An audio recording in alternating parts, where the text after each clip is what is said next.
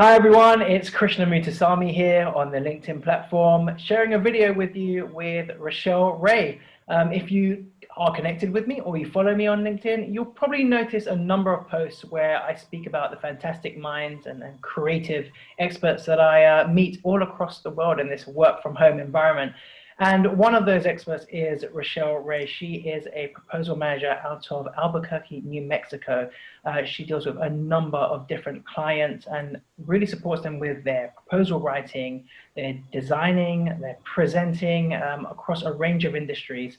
So it's awesome to have her time now, and I'd like to introduce her to you all. So Rachelle, how are you? Thanks, Krishna. I am doing great, and thank you so much for having me. I'm so excited to talk proposals with you. Awesome. Tell us a little bit about I yourself. have been writing proposals for over 10 years, so I've got a few tricks up my sleeve. I work specifically with architects, engineers, and contractors here in the US, and I've worked both on the small local level in-house, and I worked for this massive international firm in-house as well. And in both cases, I kind of realized that there's an issue with staffing versus workload. So there's a huge issue in the industry with burnout and turnover. And I thought, well, how can I solve that? So I started my company, RMR Consulting, to fill that gap. And companies can bring me in if they need help with excess proposals, or they can bring me in if they just want a little more firepower on putting together a really great proposal. So yeah, I came in to fill a need, and I've been doing that for almost 4 years now. Right, and for a number of different clients. So saying that, given the range of individuals you deal with, it'd be awesome to know pretty much the approach you take to all of your proposals, and also just the common pain points across each. How do you deal with them? How do you cope with them? Just tell us a little bit about that. So I have this really nice 360 view of my industry. So I work with all of the different players, and I understand all the perspectives, which really helps me to put together these nice holistic proposals. But across the board, I see issues with process and with strategy. So for me, I have a very strong feeling about a robust kickoff meeting at the beginning of a proposal where I loop in everybody who's going to be responsible for content. So I have my principal, my project manager, any other writers, and we go through the RFP from top to bottom. We look at every single question and assign somebody to be responsible for it. We talk about who needs to put together new narratives, who needs to edit old narratives, who needs to find photography, create diagrams, literally everything. We set out this game plan in this kickoff meeting, and I put it all in a proposal management plan document. And that document also has our schedule, so everybody knows exactly when drafts are due, who is responsible for reviewing those drafts, when their comments are due to me, and when we have to absolutely put pencils down because I have to submit the proposal. Right. And so this management plan helps everybody to stay on board, and it works universally. It doesn't matter what industry, as long as you have that robust kickoff and that proposal management plan, it really helps with the process and writing a good proposal. And that being said, I guess the structure of it, the strategy you take can, work for any kind of industry and kind of client. But within those clients, you've probably got 10, 20 different individuals with their differing opinions. I know I do. They're a pleasure to work with, but also it's a case of managing different opinions. So, I mean, how do you deal with that? I know it's a common challenge for a lot of proposal managers out there. Yeah, I work with some really interesting personalities, and I mean interesting in the best way Of possible. course. Right. But everybody works a different way, and a lot of my clients in particular are not, they don't have to prioritize marketing because they're working on actual projects and Right. billable things or running their business. So I have to be really accommodating of what else they've got going on and what they're doing during the day. That's part of what's one of my favorite parts of my job, actually, is figuring out how to work with them and what the best way is. Like, do I need to send somebody an email at 6 o'clock because that's when they're getting to marketing, or do I need to ankle bite a little bit and say, hey, you missed a deadline, get this to me now. But figuring that out helps me to create goodwill with my clients, and goodwill leads to a better proposal process. So I'm happy to do it. I love it. the most favorite part about this job that I do. There's writing, there's designing, there's the insurance aspect, which I've been in since I started my career. But it's just meeting new people from different backgrounds. And now, as of this year, you know, across the US, it's absolutely awesome. You know, different ideas, different opinions, and challenging them. So yeah, absolutely. Just serving them all and learning from everybody. Talk to me a little bit about your particular experience with construction and state projects. I know that amongst the vast majority of you know, experience you have, that's pretty much the key niche for you. Yeah, I do a lot of work with state and local government projects. And here in New Mexico, where I do the majority of my work, those proposals are kind of templated. So the RFPs are almost all the same. You see like one or two variations of the same questions over and over and over again. So it can feel like you're just on like a hamster wheel putting together the same proposals. Right. And it gets frustrating. My clients often feel like they're stuck, or they're not putting, you know, good proposals together anymore because they're looking at the same thing over and over and over again. So I work with them to find ways to help them tell what makes them stand out. And sometimes that's a manner of crafting a narrative a particular way. Sometimes it's finding a particular a unique aspect of their business that a competitor doesn't have.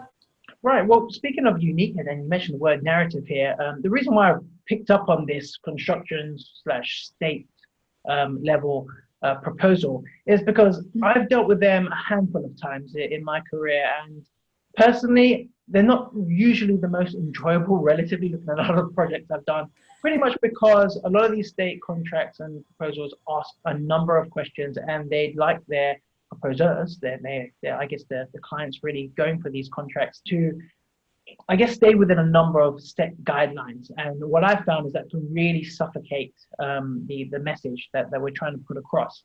And you mentioned the word narrative. Now, I know from connecting with you a number of times and just through LinkedIn, you've got a number of blog posts, educational content, posts in general on storytelling and making sure that you can put across an effective, I guess, journey, a pathway for the reader throughout the whole duration of that proposal and the presentation. So could you just give us a bit of information on how you approach each proposal from a storytelling perspective? Of course. So yeah, I mean, these proposals are set up that way so it's easier for the review committee to respond to. But on our end, as the proposal managers, or, you know, my clients, it can feel compartmentalized, like you're answering a question in isolation. And I have a creative writing background. I'm kind of a compulsive writer, like I have to just write. And so I love stories, and it took me a while to figure out how to integrate that with my proposal management. But if it's something I'm excited about and I'm passionate about, like that's going to transfer into the narrative and it's going to resonate on your end.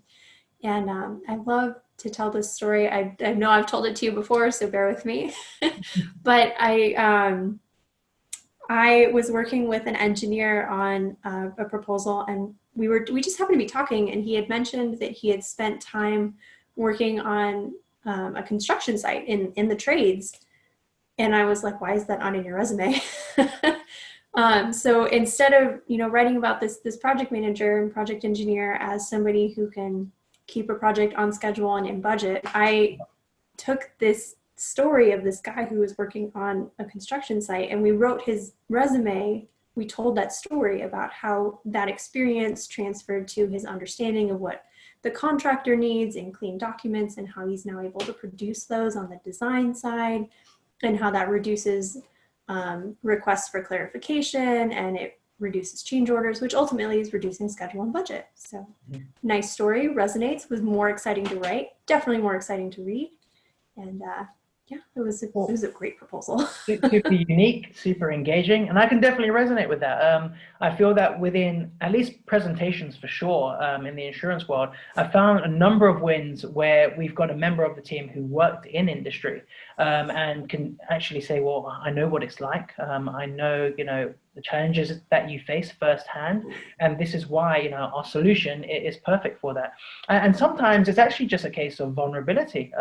It may not necessarily be that they've worked in industry, but just being open and honest about why they got into that industry, maybe the failures they've had in that industry, and how, you know, the product or solution now can apply to I guess opening the future up for this client. You know, telling stories like that is unique, and I love the way that you've connected the dots there for your client. And I guess moving on from that, and again, just nailing a little bit deeper. I mean, we've spoken about the range of clients, you know, state and construction, storytelling. I just want to move on to win themes, and that's because I've often seen a number of you know, blog posts, posts from yourself on the topic, and in conversations with, you know, a number of my colleagues, or I guess just individuals around the space. You know, win themes and storytelling are typically viewed as synonymous. However, they do differ quite dramatically in terms of a proposal. And I feel that in conversations with yourself, you've been able to articulate that really well. So if you could just share, I guess, your idea of a win theme and how you implement that in your proposals, that'd be awesome. Of course, I love talking about win themes. And yeah, win themes and proposals they have to be complementary. So it's kind of like if you pick up a book, you can call it a story, but you can't call it a theme. So the win theme is part of your proposal story. And without defining that win theme, you're going to have a real tough time telling your proposal story. Right. So I work with my clients to write a theme statement, which is kind of like, in literary, you might think of like good versus evil or man versus self. And we can't get that nice and neat in proposals, but we can write a concise statement that helps us to understand the client and the challenges that they're going through. And then look at ourselves and find the elements of our firm or the attributes of our firm that can help the client solve that challenge. And then once we have those two things, we can figure out how to clearly articulate the advantage to the client of picking us and our attributes and elements over a competitor's for solving their particular challenge. And I have my clients write that as a statement, and then we use it to craft every piece of our proposals, right? It helps you to write a very cohesive and nice story for your proposal. Absolutely. Couldn't agree with you more, because it also helps you to become a lot more concise with what you're saying. If the content isn't directly related to that theme, you know, cut it out. Just stick to the message that we're trying to get across, and it's far more easier to read. I always say, you know, you mentioned earlier, if you're bored of writing it, they'll be bored of reading it. You know, likewise, you know, clear writing demonstrates clear thinking, right? And Absolutely. so moving on from that, I have actually one more question for you, and I guess it's trying to weaving in storytelling, all of these together, and it's the typical age-old question for all proposal managers. You know, the typical idea of, you know, you get that proposal in, or that proposal request in, you know, within 48 hours of that deadline. You don't really know them too tough, so, you know, it's very difficult to put together that win theme. Storytelling, you know, or even know much about the relationship in itself. However, you know, your client representative tells you that it's a great opportunity. You know, they believe that this is one that we can certainly win, and we just need to pile in and get everything together. There's no right or wrong answer here, but what do you typically do in those scenarios? Because, you know, I mean, I'll tell you what I personally would do afterwards, but I know this is something that you're commonly faced with, frequently faced with. So it'd be great to hear your thoughts. Yeah, I get these all the time where I get a phone call on like a Friday afternoon and it's due on Monday morning or Tuesday morning. Wow. And my question is usually, why do you feel so strongly that we can win this if you don't know anything about it? But what often happens here is that we actually do know the client, and we just either, for some reason, they released an RFP without letting us know, or they just realized that like funding is about to run out, and so they had to put it out to procurement, and they have to do a short deadline. And so if we know the client, even if we don't have like project specifics, I'll still say, let's go for it. Like we can put it together. But if we're flying completely blind, like we don't know anything about the client, we don't know anything about their project, we don't know anything about our competitors, then I generally advise my clients that maybe this is not the opportunity they want to go after and invest resources in, because it could indicate that this is actually a proposal that's slated for somebody who doesn't need the time to put together a good proposal. Mhm. or it could just indicate a really difficult client who doesn't understand what it takes to put together a good proposal. And if they don't get that, then do you really want to work with them? Right, right. So Yeah, in it's just itself, situational. yeah, in itself, it's an alarming signal, right? And I think you're absolutely right. It does depend on the scenario. There's a number of different variables with that decision. Personally speaking, I just feel like with those kind of timeframes, you could run the risk of compromising your image as well. If we go for it and it doesn't really tell any story at all, or a message, what does that do for future proposals or those relationships, going forward? Will they come back to us? So I guess in my own experience, it's kind of holding that value to yourself to take a step back and say, hold on a second, more than happy to do this, to work with you, to collaborate with you, to serve you. But I'm going to need more just to make this a bit more meaningful Just a and little resonate bit. with you. But as you said, depending on the circumstances, depending on that relationship, perhaps you do just go all in. But no, awesome to get your thoughts on that. And I guess to end off, I just want to talk about the year ahead, December 2020 now, moving into 2021. I do know that you're continually putting out a lot of fantastic educational content to help your community, to serve your community. Tell us what you've got going on in 2021. Absolutely. So yeah, I've had all these free resources going for a while, but 2021 is the year that I am going to take the processes that I actually use with my clients, and I'm turning them into classes, online courses for anybody who wants to learn more about proposal writing and how I do it. I'm taking my proven strategies and turning them into an online course. Right. And the first one that's coming up is win themes. So I will take you through exactly Perfect, how I right? work with my clients, right? Yeah. What are they? Very nice. I will take everybody through exactly how I work with my clients on how we define client challenges, how to match the elements and attributes of your firm to those client challenges, and then how to communicate your advantage accurately using those two pieces of information. And then finally, my win theme has a fourth component, and that's social proof, where you can say whatever you want, but you have to back it up. So we create these Yeah. win theme statements with all of that, and then I'm actually going to walk you through how to implement them in your actual proposal. So it's a really nice, comprehensive, deep dive strategy course, and I'm really excited to roll it out to everybody. Brilliant, brilliant. Well, I can't wait to see this content. I mean, I think it can help a lot of different people, not necessarily us proposal managers, but from designers to clients, Absolutely. to anybody sort of in the sales proposal world, which is pretty much all of us really. We're always proposing or selling something. So awesome stuff. Can't wait to see your content next year. I will put a link in the description and comments of this post for anybody to connect with you on that sort of stuff. But that's all from me. Rachelle, it's been an absolute pleasure to talk with you, and I'm sure this won't be the last time. So thank you very much for your time, and let's catch up soon. Absolutely. Thank you so much for this, Krishna. I will happily talk proposals with you anytime you want. Fantastic. All right, take care. See ya. You too. Bye.